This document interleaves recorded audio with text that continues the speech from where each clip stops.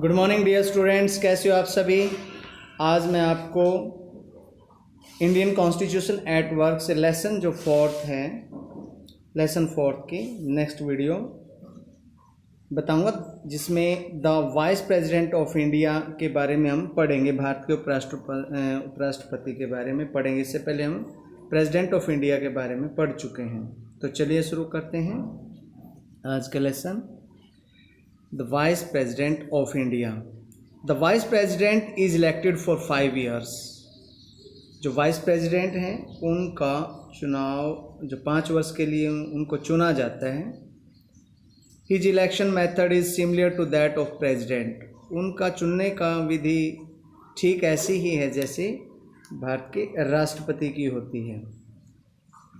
The only difference is that members of state legislatures are not part of the electoral college। उसके चुनाव में केवल अंतर इतना है कि उसके निर्वाचन मंडल में राज्य विधानसभा के सदस्य नहीं होते। The vice president may be removed from the office by a resolution of the Rajya Sabha passed by a majority and agreed to by the Lok Sabha। उसके हटाने के लिए, उपराष्ट्रपति को उसके पद से हटाने के लिए राज्यसभा को अपने बहुमत से एक प्रस्ताव पारित करना होता है, जिस प्रस्ताव के अनुसार उसे लोकसभा से सहमति लेनी पड़ती है। The vice president acts as the ex officer chairman of Rajya Sabha and takes over the office of president when there is a vacancy by reasons of death, resignation, removal by impeachment or otherwise। उपराष्ट्रपति को राज्यसभा का अध्यक्ष माना जाता, अध्यक्ष कहा गया है, वो पदेन अध्यक्ष होता है। और राष्ट्रपति की मृत्यु के बाद या उसके त्याग पत्र देने के बाद या महाभियोग के द्वारा जब राष्ट्रपति को हटा दिया जाता है या कोई अन्य कारण से जब राष्ट्रपति पद रिक्त हो जाता है, तो उस समय जो कार्यवाहक रूप में राष्ट्रपति की तरह ये काम करते हैं भारत के उपराष्ट्रपति।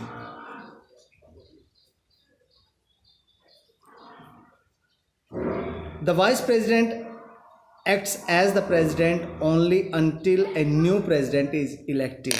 जो वाइस प्रेसिडेंट है, जब तक नए राष्ट्रपति का चुनाव नहीं किया जाता तब तक वो अपने पद पर ऐसे ही कार्य करते रहते हैं।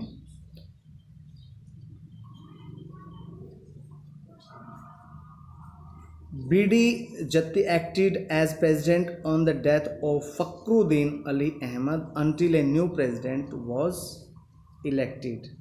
फखरुद्दीन अली अहमद उनकी मृत्यु के बाद बीडी जत्ती जब तक राष्ट्रपति के रूप में काम करते रहे जब तक कि नए राष्ट्रपति का चुनाव नहीं कर लिया गया। तो एक इसमें क्या बात है कि जो उपराष्ट्रपति है वो 5 वर्ष के लिए चुना जाता है और उसका चुनाव भी ठीक उसी तरीके से होता है जैसे राष्ट्रपति का चुनाव होता है। उसके निर्वाचन मंडल में राज्य विधानसभा के सदस्य नहीं होते। उपराष्ट्रपति को हटाने के लिए राज्यसभा को अपने बहुमत पास किए हुए प्रस्ताव के साथ साथ लोकसभा की सहमति भी लेनी होती है। और इसके अलावा उपराष्ट्रपति जो है राज्यसभा का एक पदेन अध्यक्ष होता है और जब कभी राष्ट्रपति की मृत्यु हो जाती है वो त्यागपत्र दे देता है या उसको इम्पीचमेंट के द्वारा हटा दिया जाता है। तो जब तक एक नए राष्ट्रपति का चुनाव नहीं हो जाता तब तक वह कार्यवाहक राष्ट्रपति के रूप में काम करता है। फखरुद्दीन अली अहमद है, उनकी मृत्यु हो गई जी। उसकी मृत्यु के बाद जो बीडी जत्ती है तब तक वो कार्यवाहक राष्ट्रपति के रूप में काम करते रहे जब तक एक नए राष्ट्रपति का चुनाव नहीं कर लिया गया। Check your progress. आप कितना समझें यहाँ से एक बार चेक कीजिए अपने आप को। Image that the prime minister wants to impose president's rule in our state because the state government has failed to effectively curb aristocratics against the Dalits in the state। आप कल्पना कीजिए कि प्रधानमंत्री जिस राज्य में इस आधार पर राष्ट्रपति शासन लगाना चाहते हैं कि वहाँ की सरकार दलित जो लोग हैं उनके ऊपर अत्याचार को रोकने में असफल रही है। The president has a different position, यहाँ पे प्रेजिडेंट की, राष्ट्रपति की एक अलग स्थिति है। He is saying that the provision regarding president's rule should be used only sparingly in this situation which is following course are open to the president. और यहाँ पे जो राष्ट्रपति हैं उनकी सोच अलग है और वो तर्क दे रहे हैं। उनका कहना है कि राष्ट्रपति शासन का अपवाद के रूप में प्रयोग करना चाहिए और इस स्थिति में राष्ट्रपति के पास वो कौन कौन से विकल्प हैं वो यहाँ पे आपने बताने हैं। A, tell the prime minister that he will not sign the order promulgating president rule. पहला ये कि वह प्रधानमंत्री को बताए कि राष्ट्रपति शासन की घोषणा करने वाले आदेशों पर वो हस्ताक्षर नहीं करेगा। डिसमिस द प्राइम मिनिस्टर, प्रधानमंत्री को बर्खास्त कर दे वो। या C, ask the prime minister to send CRPF to that state, या फिर उस राज्य में अतिरिक्त पुलिस बल है जो रिजर्व पुलिस बल होता है हमारा, वो प्रधानमंत्री से वहाँ उसको भेजने के लिए कहे। या D, make a press statement about how the prime minister is wrong, या फिर वो एक प्रेस स्टेटमेंट दे कि किस प्रकार से प्राइम मिनिस्टर वो गलत है अपनी जगह पे। Discuss the matter with the prime minister, discuss the matter with the prime minister and try to dissuade him from taking this action, but if he insists agreeing to sign the said order। इस संबंध में प्रधानमंत्री से बातचीत करें और इसे ऐसा करने के लिए रोकें, लेकिन यदि प्रधानमंत्री दृढ़ रहेगा तो वह उस पर हस्ताक्षर कर देगा, उस पर उसे हस्ताक्षर करने ही होंगे। Prime minister and the council of ministers, यहाँ पे कार्टून दिए गए हैं, दिखाया गया है कि प्रधानमंत्री और उसकी मंत्री परिषद है वो कैसी हैं। There is no council of ministers without the prime minister. This cartoon shows how literally the prime minister leads the council of ministers. एक बात तय है कि प्रधानमंत्री के बिना कोई भी मंत्री परिषद का अस्तित्व नहीं होता, कोई उसकी कल्पना नहीं कर सकता। और इस कार्टून में भी ये बताया गया कि किस तरीके से प्रधानमंत्री सरकार की अगुवाई करता है, वो कैसे उसको लीड करता है, उसको नेतृत्व करता है।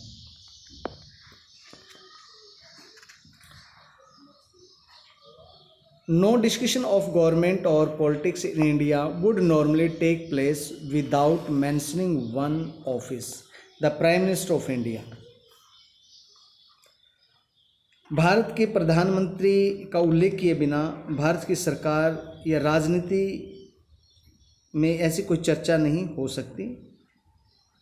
क्या आप ऐसा सोच सकते कि ऐसा क्यों है? Can you imagine why it is so? Why this is so? We have already seen earlier in this chapter that the president exercises his powers only on the advice of the council of ministers। इस chapter में आप पहले ही पढ़ चुके हैं कि राष्ट्रपति केवल मंत्री परिषद की सलाह पर ही अपनी शक्तियों का प्रयोग कर सकता है। The council of minister is headed by the prime minister, और उसका मुखिया कौन होता है? वो प्राइम मिनिस्टर इसका मुखिया होता है। Therefore, as the head of the Council of Ministers, the Prime Minister becomes the most important functionary of the government in our country। इस प्रकार से प्रधानमंत्री इस मंत्री परिषद का प्रधान है और मंत्री परिषद के प्रधान के रूप में प्रधानमंत्री अपने देश की सरकार का सबसे महत्वपूर्ण पदाधिकारी हो जाता है। In the parliamentary form of executive, it is essential that the Prime Minister has the support of the majority in the Lok Sabha। This support by the majority also makes the Prime Minister very powerful।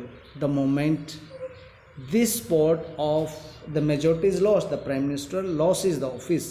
For many years, the independents, the Congress party had the majority in Lok Sabha and its leader would become the Prime Minister। Since 1989, there have been many occasions when no party had majority in Lok Sabha except then Congress.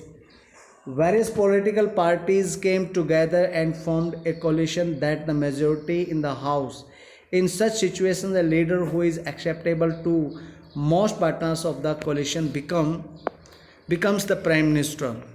Formally, a leader who has the support of the majority is appointed by the President as Prime Minister. तो ये शुरू से ही देखा गया प्यारे बच्चों कि प्रधानमंत्री है लोकसभा में हमेशा वो कांग्रेस का ही रहा है. जिस in the parliamentary form of executive it is essential that the prime minister has the support of majority in the Lok Sabha.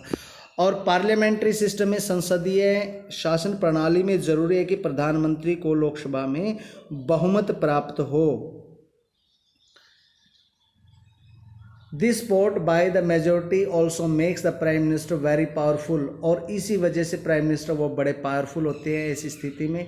The moment this support of the majority is lost, एक बार अगर प्रधानमंत्री से जो सपोर्ट है, दूसरे ने एमपी जो होते हैं संसद के सदस्य होते हैं, उन्होंने एक बार अपना सपोर्ट उनसे वापस ले लिया तो क्या होता है कि the prime minister losses the office, वो अपने अपने कार्यकाल अपने पद को खो देता है. For many years after independence the Congress party had the majority in Lok Sabha. कई सालों तक आज़ादी के बाद जो कांग्रेस पार्टी है उसकी लोकसभा में हमेशा से बहुमत रहा है और इसी पार्टी का जो लीडर है वो प्रधानमंत्री के रूप में उन्होंने काम किया है.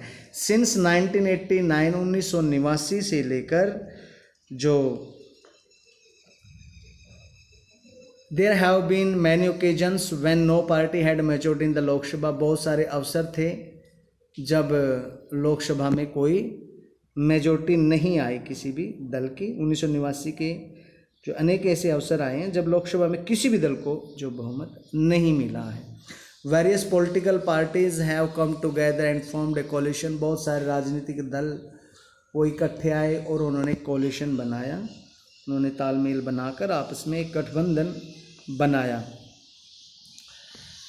That has majority in this house, जिससे उसको उस हाउस में जो मेजोरिटी मिल गई. In such situations a leader who is acceptable to most partners of the coalition becomes the prime minister. इस परिस्थिति में जो नेता सहयोगी दलों के को ज़्यादा स्वीकार होता था वह प्रधानमंत्री बनता था. Coalition to the Prime Minister. Formally, a leader who has the support of the majority is appointed by the President as Prime Minister. और जिस भी लीडर के पास जो अधिकतम मेजोरिटी होती थी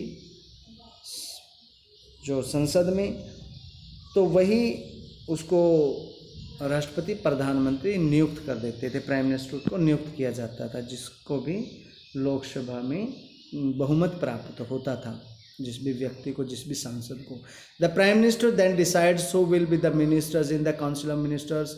और फिर खुद प्रधानमंत्री ही डिसाइड करता है कि काउंसिल ऑफ मिनिस्टर्स में कौन व्यक्ति होंगे, यानी कि मंत्री परिषद किन व्यक्तियों से मिलकर बनाई जाएगी. The prime minister locates ranks and portfolio to the ministers. वो उनको रैंक भी देते हैं और पोर्टफोलियो भी वही देते हैं उनको, कौन वरिष्ठ होगा, कौन कितने महत्व का होगा. तो राजनीतिक महत्व के अनुसार वो अपने मंत्रिमंडल में मंत्री, राज्य मंत्री और उप मंत्री वो सभी को बनाते थे. Depending on the seniority and political importance the ministers are given the ranks of cabinet minister, minister and state और deputy ministers. In the same manner chief minister of the state chooses minister from their own party. ऐसे ही state level पे होते हैं कि जहाँ पे जो चीफ मिनिस्टर हैं वो अपने ही दल के व्यक्तियों को, चुने हुए सदस्यों को, विधायकों को मंत्री पद देते हैं. The prime minister and all the ministers have to be members of the parliament. Prime minister हैं या जो दूसरे मंत्री हैं उनको पार्लियामेंट का सदस्य बनना होता है. If someone becomes a minister और प्राइम मिनिस्टर, अगर कोई प्राइम मिनिस्टर या मिनिस्टर बन जाता है,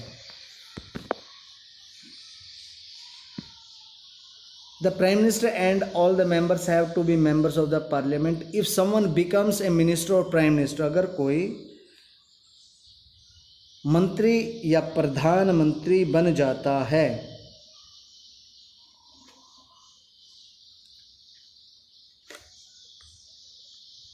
विदाउट बीइंग एमपी, और उससे पहले वो एमपी के रूप में उसका चुनाव नहीं हुआ हो और उसको अचानक से बना दिया जाता है। Such a person has to get elected to the parliament within 6 months।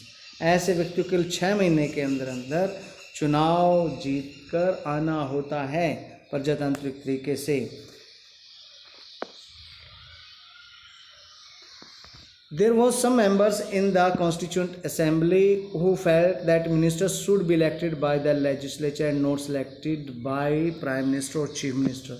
बहुत सारे सदस्यों ने विचार दिया कि मंत्रियों का जो चयन है ये संसद के जो चुने हुए सदस्य गए हैं या फिर राज्य विधानसभा में जो भी एमएलए चुनकर जाते हैं वो निर्धारित करेंगे कि कौन मंत्री होगा और किसको कैबिनेट मिनिस्ट्री में जगह मिलनी चाहिए, किस विधायक को, किस सांसद को।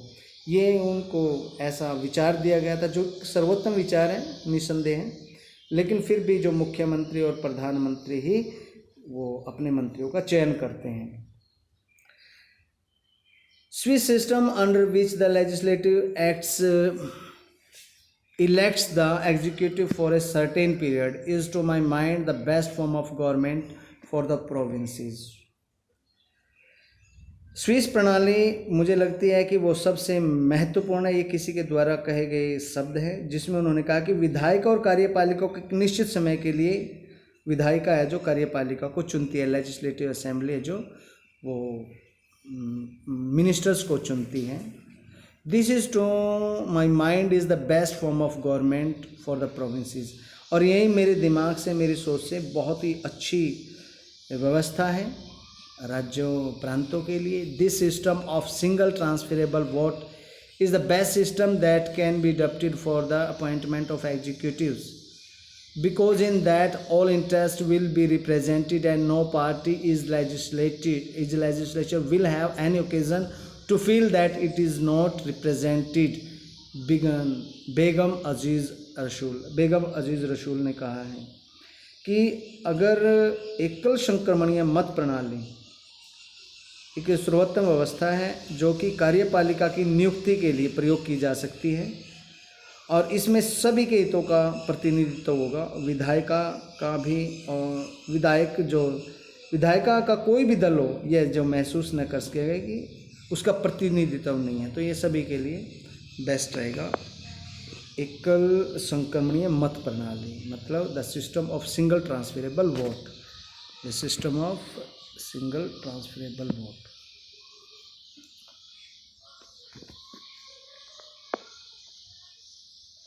Size of council of ministers. अब सबसे बड़ी समस्या क्या थी कि कई बार एक राजनीतिक दल को संपूर्ण बहुमत प्राप्त नहीं होता था, वो दूसरे जो दल थे उनसे सपोर्ट मांगते थे, उनसे समर्थन मांगते थे और समर्थन के बदले में फिर वो उनके विधायकों को, उनके सांसदों को मंत्री बना देते थे। ये नहीं पता होता था कि कितने मंत्री हो गए हैं, कैबिनेट मिनिस्टर्स कितनी बड़ी है या फिर काउंसिल ऑफ मिनिस्टर्स कितनी बड़ी है। ऐसा ही जो स्टेट प्रोविंसेस में या स्टेट्स में लेजिस्लेचर में ये ऐसा ही वहाँ पर ये दिक्कतें थी, तो इसको यहाँ पे सुधारा गया था before the 91st amendment act 2003। 2003 में संविधान में 91वें संशोधन हुआ था। इससे पहले क्या था कि the size of the council of minister was determined according to exigencies of time and requirements of the situation, but this led to very large size of the council of ministers. Besides, when no party had a clear majority, there was a temptation to win over the support of the members of the parliament by giving them ministerial positions, as there was no restrictions on the number of the members of the council of ministers. This was happening in many states also, और states में भी ये होता था। Therefore, an amendment was made that council of ministers shall not exceed 15%। इसीलिए जो एक सुधार किया गया कि काउंसिल ऑफ मिनिस्टर्स हैं वो 15% से ज़्यादा नहीं होगी of the total members of the house के जो इलेक्टेड जो पीपल है, इलेक्टेड जो मेंबर हैं पार्लियामेंट के या स्टेट लेजिस्लेटिव असेंबली के, उनमें 15% से ज़्यादा कोई भी कैबिनेट मिनिस्टर्स वो नहीं हो सकते। In the chapter of the legislator you will study the detail of the various mechanisms through which the parliament controls the executives, but remember that the most important feature of parliamentary executive is that the executive is routinely under the control and supervision of the legislature. आगे एक lesson है जो जिसमें legislature के ऊपर उसमें पढ़ाएंगे, विधायिका के बारे में उसमें पढ़ेंगे, तो उसमें हमें उन तरीक़ों के बारे में पता लगेगा जिससे कि संसद कार्यपालिका को नियंत्रित करती है। लेकिन ये बात हमेशा याद रखनी चाहिए कि संसदीय शासन की सबसे बड़ी विशेषता है कि कार्यपालिका सही रूप से विधायिका के नियंत्रण में और देखरेख में ही काम करती है। The council of minister is collectively responsible to the Lok Sabha. मंत्रिपरिषद है, जो काउंसिल ऑफ मिनिस्टर्स हैं, वो सामूहिक रूप से लोकसभा के प्रति उत्तरदायी होती है। The provision means that the ministry which loses confidence of Lok Sabha is oblige to resign. और इस प्रावधान का मतलब यह है कि सरकार लोकसभा में जब भी कभी अपने विश्वास को खो देती है तो उसको त्याग पत्र देना होता है, उसको रिजाइन करना होता है। The principle indicates that the ministry is an executive committee of the parliament and it collectively governs on behalf of the parliament. Collectively responsible is based on the principle of solidarity of the cabinet. It implies that a vote of no confidence even against a single minister leads to the resignation of the entire council of ministers. It also indicates that if a minister does not agree with a policy or decision of the cabinet, he or she must either accept the decision or resign. It is binding on all ministers to pursue or agree to a policy for which there is collective responsibility.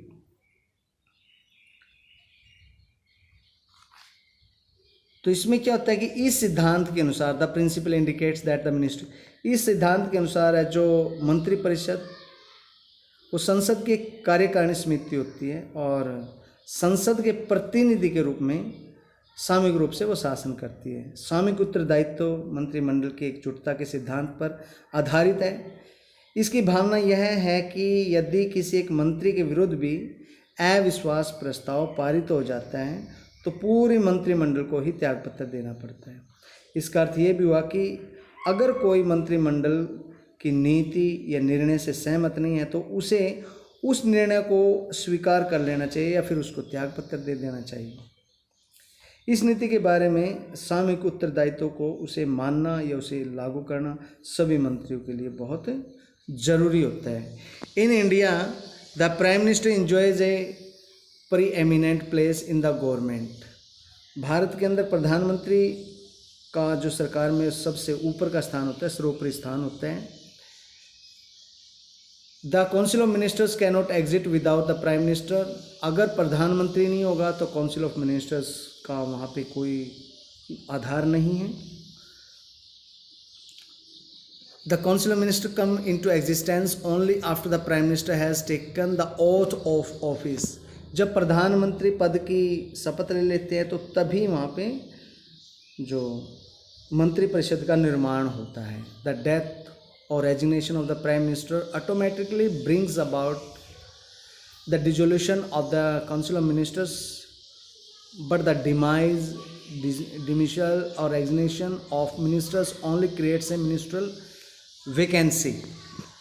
अगर कोई प्रधानमंत्री की death हो जाती है, वो resign कर देते हैं, तो ये ऑटोमेटिकली क्या होता है, वो स्वयं अपने आप ही जो काउंसिल ऑफ मिनिस्टर्स हैं, मंत्रिपरिषद है, वो डिमाइज हो जाती है, वो ख़त्म हो जाती है, समाप्त हो जाती है। और इस तरीके से एक नए प्रधानमंत्री के चुने जाने के बाद ही, नियुक्त होने के बाद ही फिर एक नई जो मंत्रिपरिषद है वो आती है। लेकिन इसके विपरीत अगर कोई अगर कोई जो मिनिस्टर है, कैबिनेट मिनिस्टर है, उसको पदच्युत किया जाता है, पद से हटाया जाता है, या उसकी डेथ हो जाती है, या कोई उसे त्यागपत्र ले लिया जाता है, या वो खुद त्यागपत्र दे देता है, तो ऐसे हालत में वहाँ पे एक मिनिस्ट्रियल वैकेंसी होगी, यानी कि एक वैकेंसी, एक रिक्ति होगी और उसका स्थान खाली हो जाता है। इस तरीके से जिसको फिर प्रधानमंत्री के द्वारा वो पद भर दिया जाता है। The prime minister acts as the link between the council of ministers on the one hand and the president as well as the parliament on the other। तो इस तरीके से हम देखते हैं प्रधानमंत्री एक तरफ तो मंत्रिपरिषद था, दूसरी ओर राष्ट्रपति या फिर संसद के बीच एक पुल की तरह काम करता है, यानी कि उनके बीच में कनेक्शन वो बनाए रखता है।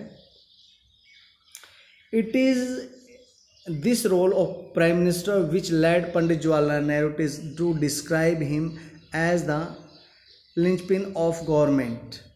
It is also the constitutional obligation of the Prime Minister to communicate to the President all decisions of the Council of Ministers relating to the administration of the affairs of the Union and proposal for legislation।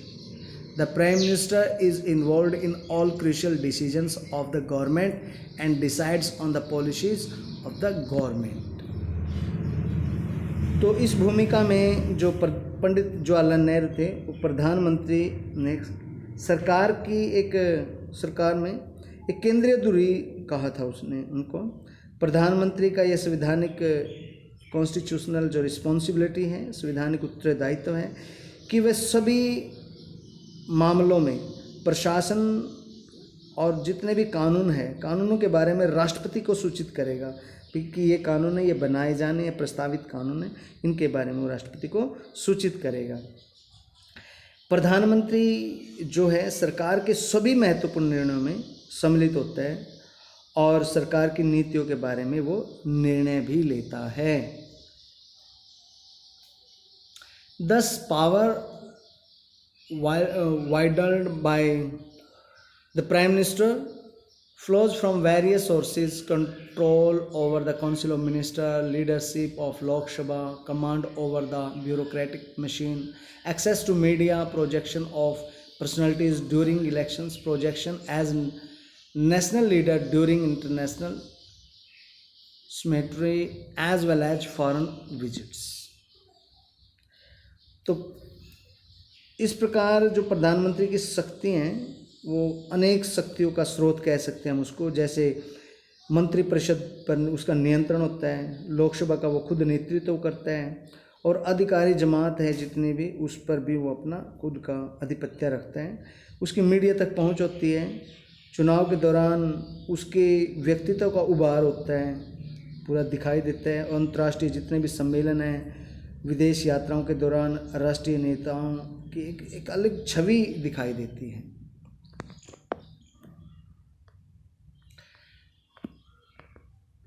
However, the power which the Prime Minister wields and actually puts into uses depends upon the prevailing political conditions। हालांकि प्रधानमंत्री की शक्तियां, उनका प्रयोग उस समय की राजनीतिक जो परिस्थितियां हैं, सिचुएशंस है, पॉलिटिकल सिचुएशंस, सर्कमस्टेंसेस, उन पर भी वो निर्भर करता है। The position of Prime Minister and Council of Ministers has been unassailable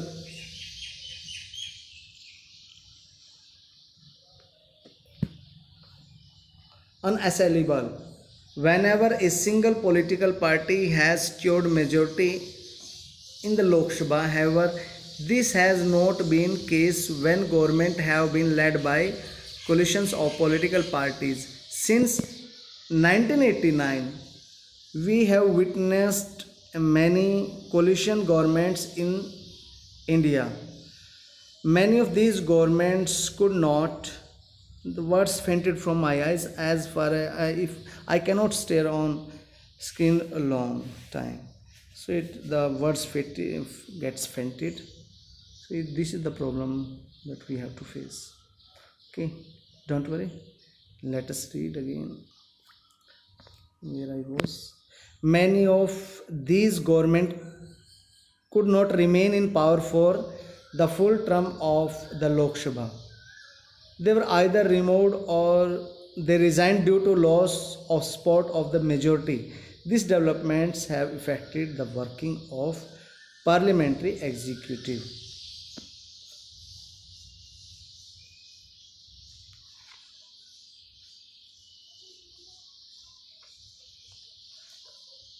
However, this has not been the case when government have led by coalitions of political parties. लेकिन जब राजनीतिक दल हैं वो जो गठबंधन की सरकारें बनाते हैं तब ऐसा नहीं होता. Since 1989 we have witnessed many coalition government in India. 1989 से हमने भारत में बहुत सारी गठबंधन सरकारों को देखा है और इन सरकारों में कई सरकारें जो लोकसभा की पूरी अवधि के लिए पूरी सत्ता में नहीं रह पाई वो, और जैसे ही बहुमत समाप्त हुआ तो उन्होंने त्यागपत्र भी दे दिया या वे हटा दी गई. इन घटनाओं से जो संसद शासन है उसका कामकाज प्रभावित भी हुआ है.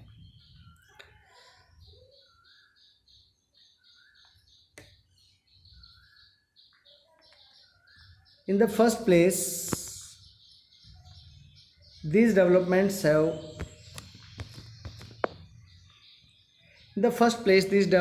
have resulted in the growing discretionary role of the president in the selection of prime ministers. इस दौरान अगर देखें, पहली बात तो यह है कि इन घटनाओं से प्रधानमंत्री के चयन में राष्ट्रपति के जो विशेष अधिकार है उनकी भूमिका काफ़ी अच्छी रही कि राष्ट्रपति का काफ़ी विशेष अधिकार यहाँ पे देखने आया. Secondly, the coalition nature of India politics in the period has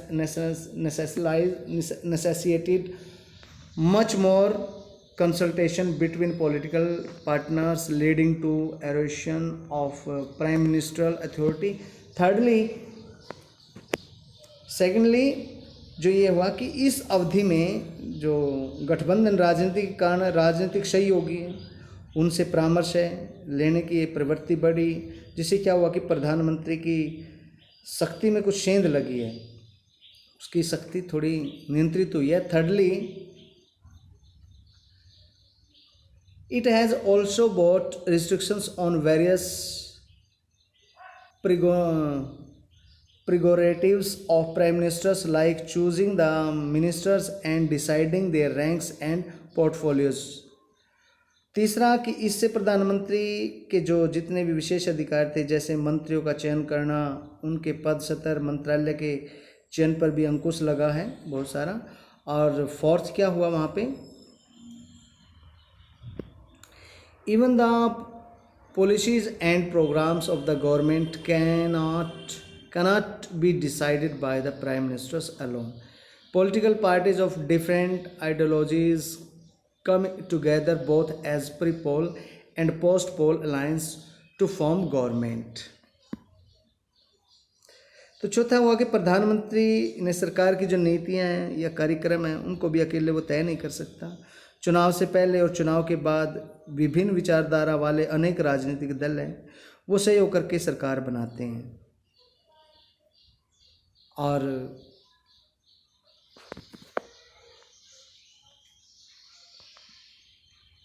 come together both as pre-poll and post-poll alliance to form government. Policies are framed after a lot of negotiations and compromises among the alliance. जो वहाँ पे सहयोगी दल होते हैं उनके बीच काफ़ी बात होती है, समझौते होते हैं, फिर नीतियाँ बन पाती हैं. और in the entire process the prime minister has to act more as a negotiator than as a leader of government. और इस पूरी प्रक्रिया में प्रधानमंत्री को एक नेता से अधिक एक मध्यस्थ की भूमिका वहाँ पे निभानी पड़ती है. वो मीडिएटर के रूप में वहाँ पर काम करता है. At the state level, a similar parliamentary executive exists through which some variations, the most important variation is that there is a government of the state appointed by the president on the advice of the central government. Though the chief minister, like the prime minister, is the leader of the majority party in the assembly, the government has more discretionary powers. However, the main principle of parliamentary system operate at the state level too. तो यहाँ पे जो कुछ थोड़े बहुत at the state level similar parliament executive दो विच सम variations, तो कुछ एक जो बदलावों के साथ राज्यों में भी ठीक इसी तरह की लोकतांत्रिक कार्यपालिका देखने को मिलती है। सबसे महत्वपूर्ण अंतर ये होता है कि राज्य में एक राज्यपाल होता है और वो जो राष्ट्रपति की सलाह पर वो नियुक्त किया जाता है। हालांकि जो प्रधानमंत्री होता है उसी की तरह मुख्यमंत्री भी विधानसभा में वो एक मुखिया का रोल होता है उसका, जैसे सेंट्रल गवर्नमेंट में प्रधानमंत्री को होता है। लेकिन यहाँ पे जो गवर्नर है, गवर्नर के पास बहुत सारी विवेकपूर्ण जो शक्ति होती हैं। हालांकि राज्य के स्तर पर भी जो संसद की व्यवस्था है वैसे ही सिद्धांत वहाँ पे लागू होते हैं। Check your progress. Suppose the prime minister to select